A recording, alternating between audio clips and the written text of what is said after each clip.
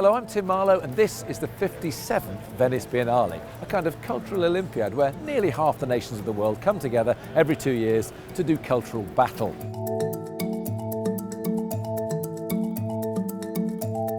This year there are 85 official representations, but what differentiates Venice from all other biennales is this combination of national selection and uber curation.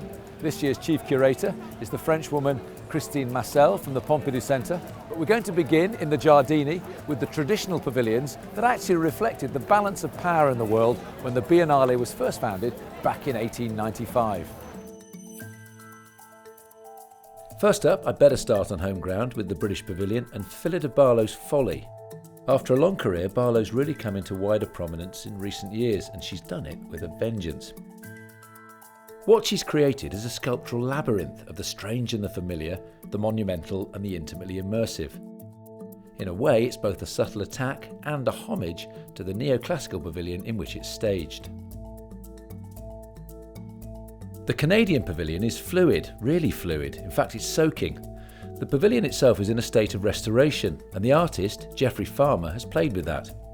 The exhibition commemorates the death of his grandfather in a car collision with a train and features a clock and a reconstruction of the fountain at the San Francisco Art Institute where Farmer studied.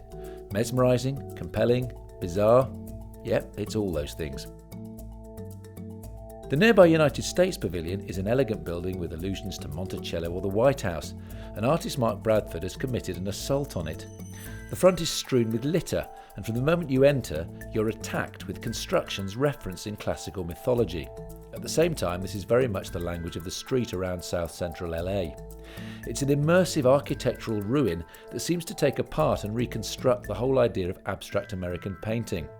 Violence and possibility are all there, and although it's never mentioned, one of the subtexts has to be Black Lives Matter.